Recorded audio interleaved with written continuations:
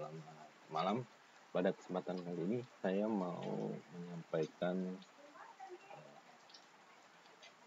alur aplikasi untuk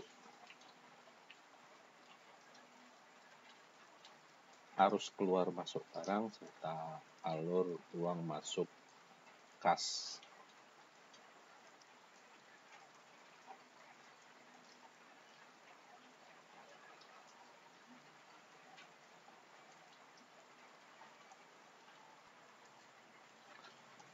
Setelah kita melakukan login, maka tampilan aplikasinya akan seperti ini. Ini adalah akunnya, kemudian ini adalah menu-menu yang bisa diakses untuk aplikasinya. Untuk yang berhubungan dengan keluar masuk barang, di sini kita ada menu supplier untuk menambahkan supplier atau pemasok dari barang-barang yang kita belanja.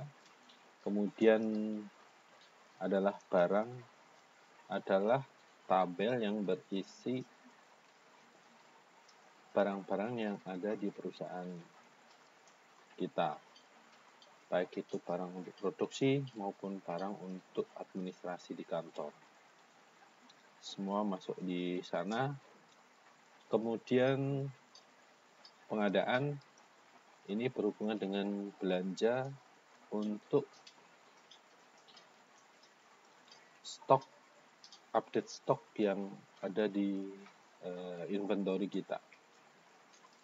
Kemudian ada pemakaian, yaitu arus keluar dari barang.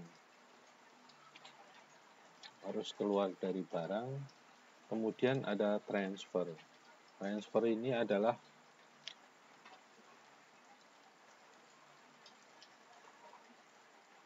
menu untuk melakukan relokasi stok.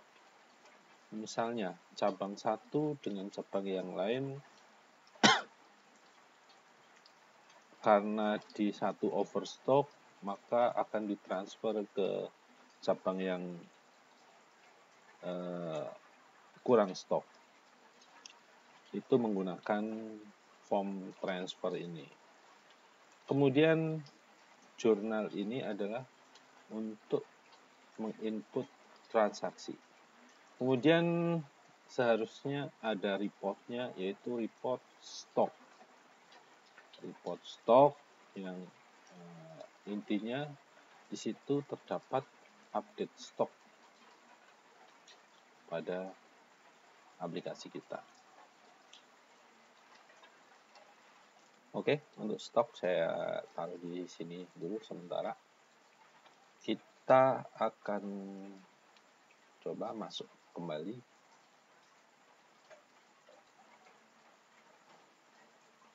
Oke, pertama kita buka form untuk ini adalah tabel supplier. Jadi kita bisa mengentrikan misalnya 1. Kita ini Aura Jaya.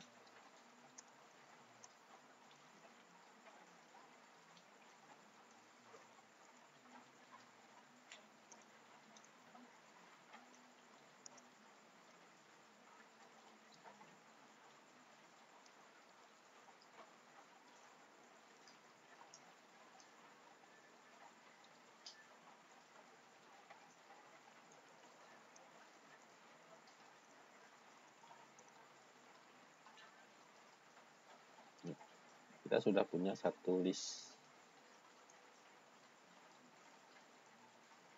Ini menginput supplier kita yang kita melakukan pengadaan barang atau pembelanjaan.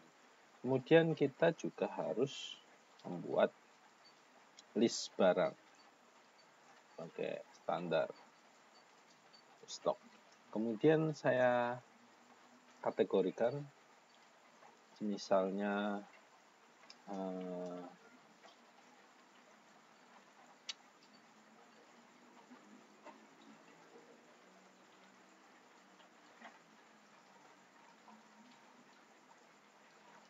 produksi, misalnya ini modem, satuan saya tulis pieces, harga katakanlah 120.000, kita save. Nah, kita udah punya satu. Misalnya lagi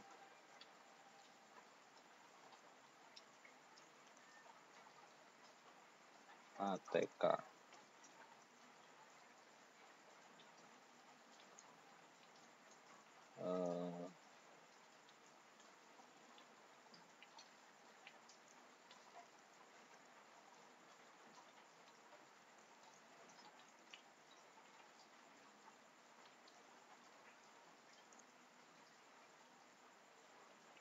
satuan katakanlah frame,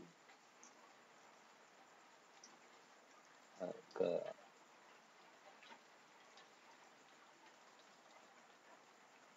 100.000,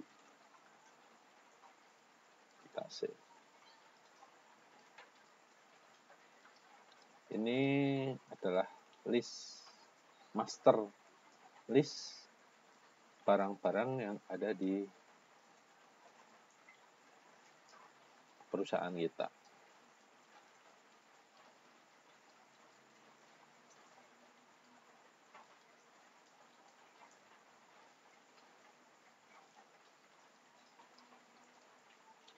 Lalu kita membuat stok. Stok ini ada ID barang, ada kode barang. Kode barang adalah yang ada di tabel barang. Sedangkan ID adalah ID barang yang karena ini kita memadukan antara kode barang dengan cabang, karena ini mau dipisahkan stoknya. Jadi stok yang ada di cabang A, cabang B biar tetap bisa dimonitor dalam satu tabel. Makanya di sini ada ID barang. Misal kita input 01. Nah, ini modem misalnya di cabang Palembang.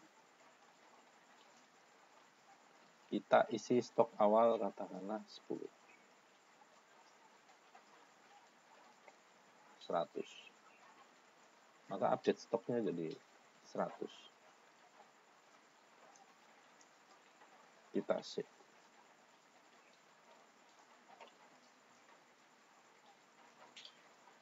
Kemudian kita masih 01, tapi cabangnya misalnya di Jambi. Tinggal kita isi stok awalnya. Sama, katakanlah 100.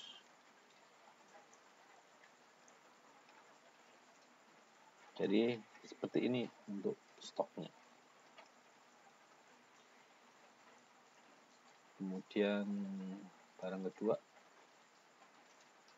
cabang Palembang. Misalnya kita stok awalnya itu 5. Kita save.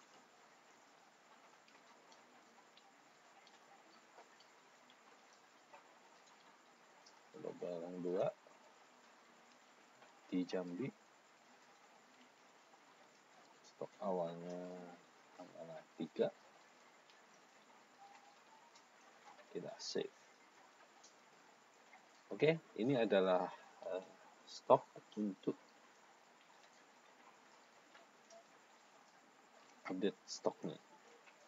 Kemudian kita coba melakukan input pengadaan. Kita mau belanja barang. Misalnya di cabang Palembang, kode suppliernya Andi, metode pembayarannya katakanlah cash, maka kita perlu mengisi invoice-nya. Difoto aja invoice-nya, kemudian nanti dilengkapi dengan foto, nanti akan saya tambahkan foto jika untuk barang lengkapnya. Misalnya 1,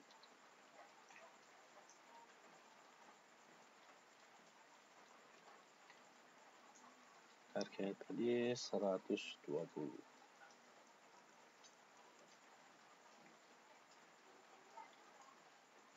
Kuantiti katakanlah 20. Kita save. Coba kita save.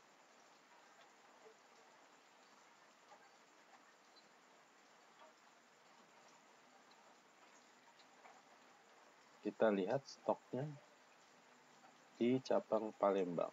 Stok update untuk di cabang Palembang. Modem. Jadi 120. Jadi belanjanya tadi 20.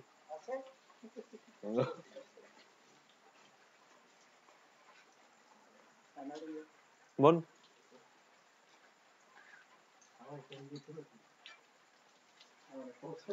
Nggih. Oke. Jadi ini tadi stoknya sudah update. Coba kita melakukan pemakaian.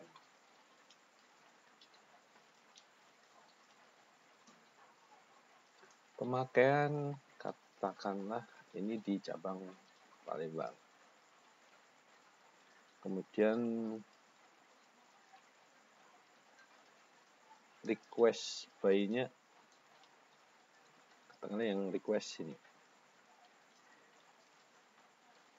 Misalnya di note-nya kurang stok.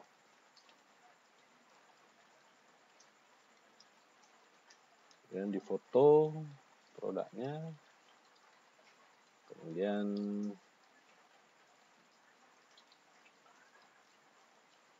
barangnya katakanlah 6, kita save. Misalnya ini untuk apa ya, pemasangan ke pelanggan, kemudian signature, ya cukup, kita save.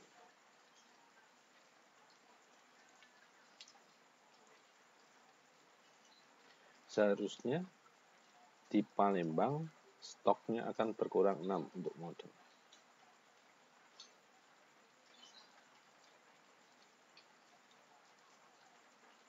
Modemnya sisa 114, berarti sudah update stoknya. Karena tadi 120 dipakai 6, keluar 6. Lalu menu yang berikutnya adalah transfer. Kita misalnya transfernya dari cabang Palembang ke cabang Jambi. Kemudian send-nya ini, receive-nya ini, kemudian produknya sama. Kuantitinya 10. Kita save saja. Lalu kita save. Seharusnya di Jambi bertambah 6, bertambah 10, di Palembang berkurang 10. Kita cek stoknya.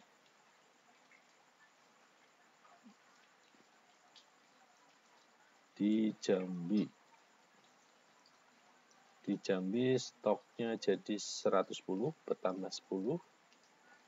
Kemudian di Palembang berkurang 10, tadi 114 jadi 104. Oke, untuk update stoknya sudah bekerja. Selanjutnya kita harus keluar masuk quit. Kita ke menu jurnal. Menu jurnal. Ketika kita mau katakanlah membayar, kodenya nanti saya update, harusnya kodenya nanti akan berisi nama. Saya update dulu agar yang tertampil adalah nama akunnya, bukan hanya kode akunnya, biar mempermudah orang tidak perlu menghafal. Oke, lanjut kita ke jurnal ya. Untuk menjelaskan harus keluar masuk uang. Jadi yang terpenting adalah kita menentukan jenis-jenis transaksi keluar masuk uang itu adalah kita akan taruh di akun mana.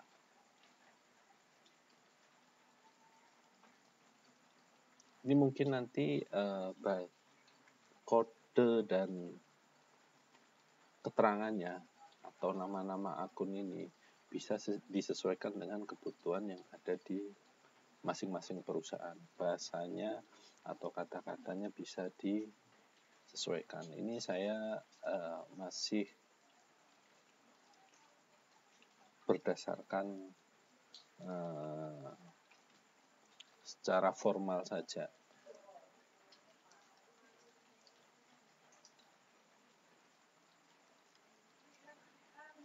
Misalnya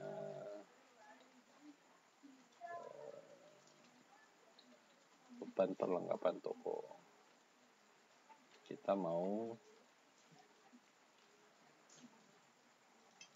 nominalnya katakanlah 200.000.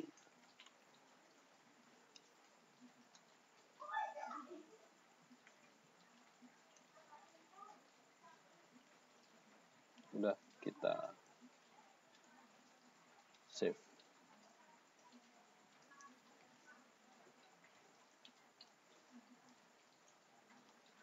Atau input biaya langsung. Kemudian itu untuk katakanlah untuk cabang mana, untuk cabang Palembang katakanlah requestnya dari siapa, terus ininya kita kategorikan misalnya ATK.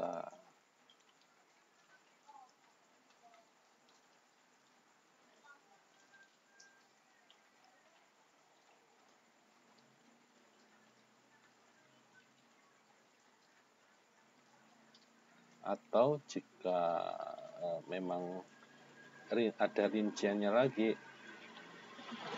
itu nanti di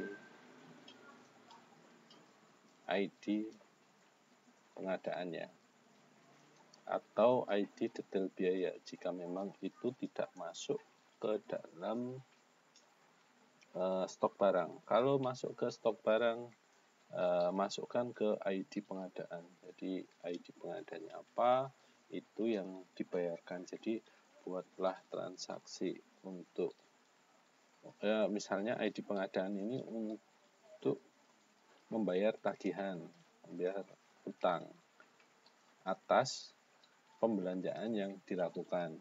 Itu kita harus mengklik reference-nya, ini nanti akan keluar harganya berapa. Misal ini kita klik, di sini akan keluar totalnya berapa. Nah, oke, semisalnya ini kita ngasih uang dulu, keluar uang dulu, yang penting kita sudah ada siapa yang menerima uang 200.000. Kemudian nanti di settle-nya kita lanjutkan dengan input biaya detail ini. Biar 200.000 itu nanti sama nggak dengan yang totalnya di sini.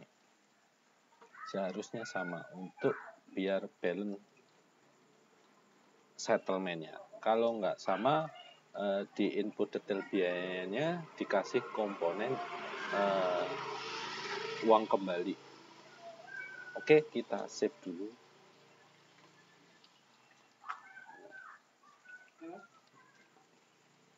Kita save, jadi jurnalnya, dan dia langsung masuk ke debit. Masuk ke debit ini adalah berdasarkan dengan kita punya spreadsheet. Aturannya di sini silahkan disesuaikan dengan kondisi di perusahaan.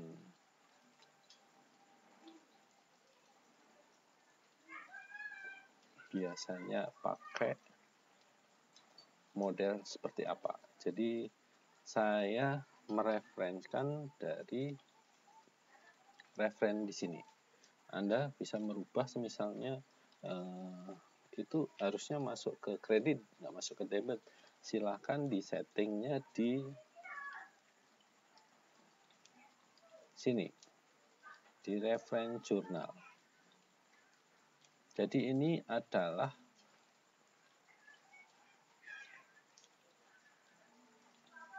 penambahan.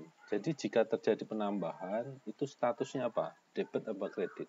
Karena kita membuat form kan nggak mungkin form itu mendelete form kan tidak memungkinkan untuk mendelete form. Makanya kita bisanya adalah menambah form.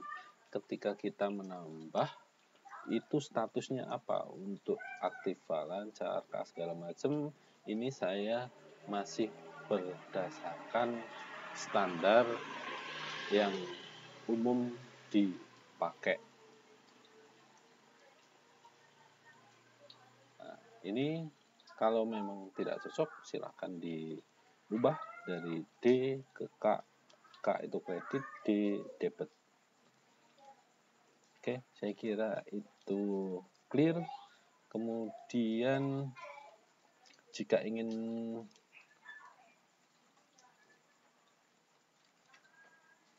memastikan settlement-nya lengkap, maka perlu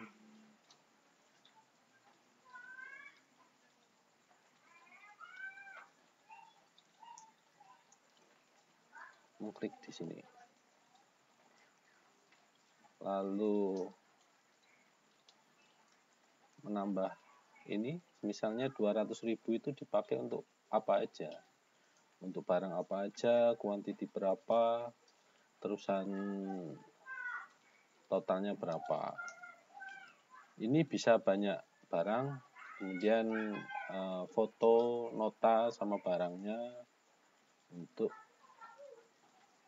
sebagai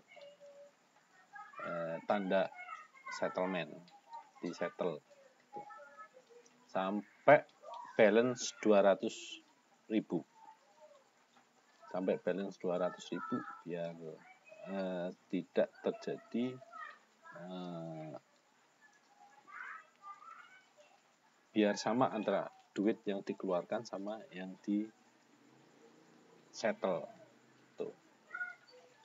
Itu untuk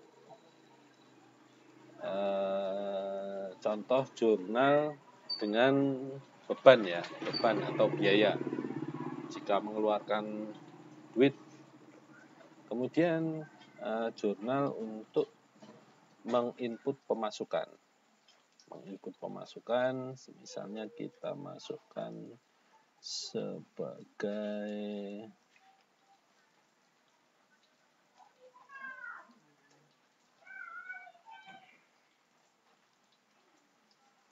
pendapatan usaha. Pendapatan usaha. Nah, semisalnya kita itu input tagihan, jadi usaha kan nagih ke customer, dimasukkan ke sini. Nah, ini sudah nyambung dengan tagihan mana yang sudah jatuh tempo atau dengan syarat-syaratnya udah lengkap, tinggal tagihan. Referennya semua harus di sini. New, kemudian karena ini belum ada tagihan yang memang ready untuk ditagih syarat-syaratnya, maka di sini nggak ada. Di sini seharusnya ada form, ada pilihan, nanti kodenya berapa, nomor SPA-nya berapa untuk ditagih.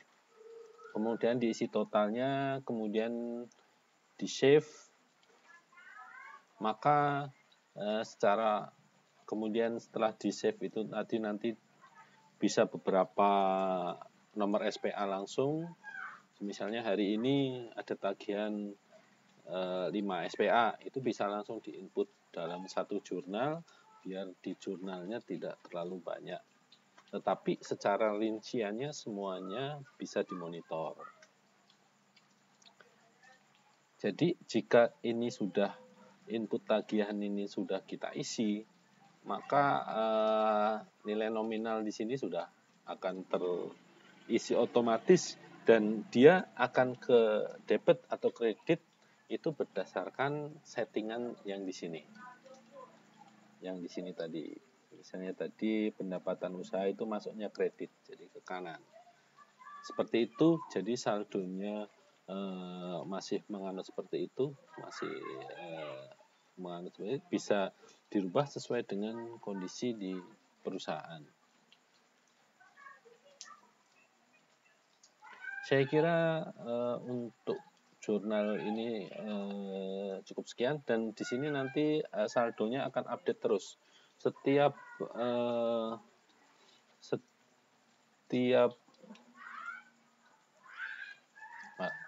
ini saldo update-nya belum, nanti akan kita buat untuk saldonya itu biar update. Jadi misalnya ini ya dari tanggal berapa sampai sekarang biar update. Tapi memang tidak bisa di kolom natif, dia harus menggunakan virtual column. Jadi nanti tinggal saya tambahin itu untuk update saldo. Jadi saldonya lebih besar debit atau kredit, itu nanti jadi saldo update-nya itu bisa minus, bisa plus. Seperti itu. Saya kira video ini cukup untuk mengantarkan. Silakan dicoba untuk bisa, misalnya dibutuhkan lagi report apa yang lebih simple, mungkin bisa kita buatkan. Kemudian ini nanti di sini ada umum, ada settlement. Settlement itu berarti kalau umum ini adalah jurnal yang ini aja, jadi tampilannya tampilan biasanya. Kalau umum tuh isinya semisalnya biaya, dia tidak perlu settlement. Yang biaya itu langsung, semisalnya si kasirnya bayar tagihan listrik gitu kan, langsung begitu keluar duit kan tidak banyak, atau mungkin rekening banyak, tetap nanti pakainya settlement. Jadi menganut settlement sama yang tidak perlu settlement. Yang tidak perlu settlement itu berarti biayanya udah langsung. Misalnya bayar faktur tagihan, bayar faktur utang, pembelian barang, itu kan tadi udah ada pilihannya khusus untuk pembayaran utang pengadaan barang. Tinggal diklik, tinggal dipilih nanti kodenya yang mana yang mau dibayar. Udah begitu. Ini nominalnya juga udah langsung otomatis terisi sesuai dengan inputan waktu input pengadaan barang, tinggal di save, maka itu masuknya ke umum. Masuknya ke umum, jadi dia tidak perlu settlement. Kalau settlement itu nanti ada detailnya, jadi mana-mana saja yang misalnya biaya 200.000 itu untuk apa saja, itu nanti ada detailnya. Kalau untuk yang umum, yang polos tadi tidak ada detailnya, jadi hanya saldo debit kredit masuk ke debit atau kredit, terusan kemudian informasinya hanya sebatas nama biaya, tabel ini saja. Jadi totalnya berapa, hanya kayak gitu. Terus kalau settlement ini tadi yang lengkap, atau umum ini bisa ketika kita ngentri si tagihan ya, ngentri penagihan atau pemasukan, itu bisa pakai yang umum. Yang settlement memang yang rumit karena butuh balance biar uang yang dikeluarkan sama yang disettle itu sama. Saya kira cukup sekian. Nanti kekurangan-kekurangannya bisa kita update setelah aplikasi dijalankan sesuai yang di lapangan, kira-kira perlu perbaikan seperti apa. Sekian dari saya. Assalamualaikum warahmatullahi wabarakatuh.